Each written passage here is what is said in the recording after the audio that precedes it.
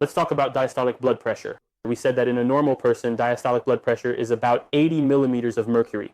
But how does diastolic blood pressure come about? As we mentioned, during diastole, the aortic valve is closed. This means there is no connection between the left ventricle and the arterial system.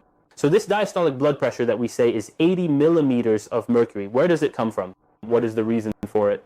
The reason for diastolic blood pressure is due to arterial recoil, meaning the arterial compliance that we mentioned is playing its role here. It's exactly like a spring that we stretch during systole, and in diastole we release the spring. It returns to its previous size and contracts, and this very recoil leads to the creation of arterial pulsation, and it's this arterial pulsation that propels the blood forward in the arterial vessels. The second factor that leads to the creation of diastolic blood pressure is the retention and maintenance of blood in the arterial system. That is, the arterial system empties blood more slowly. This slow discharge of blood from the arterial system, which is regulated at the level of the arterioles, results in the maintenance of diastolic blood pressure. As we mentioned, arterioles act like a faucet connected to a water tank, and the more closed they are, the less water comes out and the source empties more slowly. Therefore, the lower the arterial resistance, or the more open the faucet is, the faster the tank empties and the diastolic blood pressure drops. So on one hand, with arterial compliance and the recoil of the vessel walls, blood is pushed forward, and on the other hand, arterial resistance prevents the blood from leaving easily. This leads to blood being retained in the arterial system and keeps the pressure high during diastole. Of course, cardiac factors also affect diastolic blood pressure because the higher the cardiac output, the more blood enters the arterial system. This causes greater expansion in the aorta and large vessels, and the resulting recoil will also be stronger, leading to a more forceful and pronounced pulsation. And the higher the heart rate, in addition to increasing cardiac output, it causes the next beat to come sooner. So before the arterial system empties during diastole, the next beat arrives and new blood enters the arterial system again, raising the pressure. That's why in people with bradycardia, diastolic pressure is lower. Another example I can use to compare the circulatory system, especially diastolic blood pressure, which helps with better understanding of the topic. There is an instrument that is played in the south of the country. It's called the neihamban or neihamban. What does neihamban mean? They skin a sheep in one piece. They tan it. They seal its holes and leave only one inlet and one outlet. The outlet is connected to a reed, and with the movements of the musician's fingers, harmonious sounds come out of it, which are very beautiful. For the inlet, a special area is designed. A part is designed to fit in the musician's mouth. In other words, the musician actually blows into it. He exhales into this leather bag and the air exits from the other side, coming out through the reed. A truly harmonious and gentle musical sound is heard.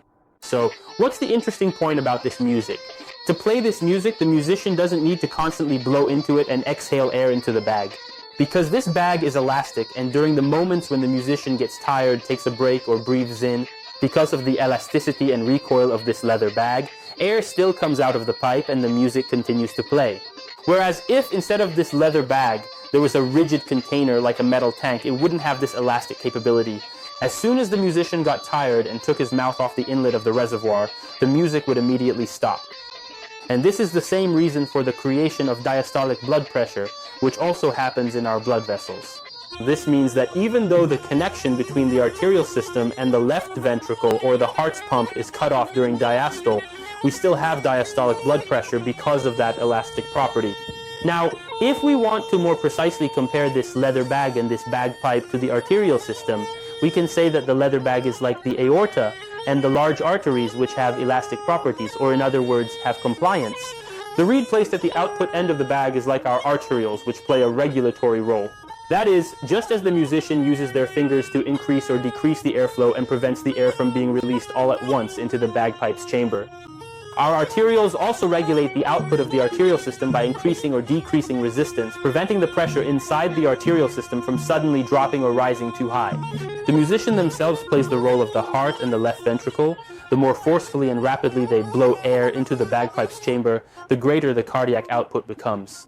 The pressure inside the chamber rises, and as a result, the systolic blood pressure in our vessels will also be higher. Or we can say that the air pressure inside the leather reservoir increases, and the music that is heard will be louder.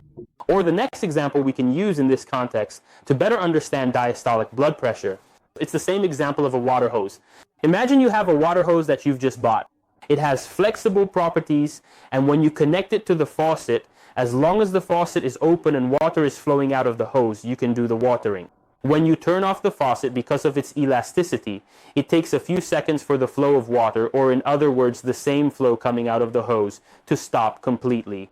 Because that hose, which had expanded, now recoils, and this recoiling action pushes the water forward, causing water to keep coming out of the hose for a few seconds, even after you've turned off the faucet.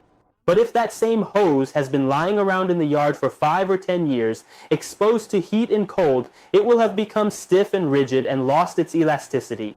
It no longer has that flexibility and can't recoil anymore. So when you turn on the water and the faucet is open, water flows out of the hose, but as soon as you close the faucet, the flow of water stops immediately. Why? Why? Because this hose no longer has the ability to recoil, so it can't push the water, or in our analogy, the blood, forward inside the hose. And this exact difference also occurs in our arterial system during diastole. During diastole, our diastolic blood pressure is maintained because of the flexibility and elasticity present in the arterial system. This means that even when the aortic valve, which essentially acts like that faucet, is closed and the connection between the arterial system and the left ventricle is cut off, we still have blood pressure during diastole.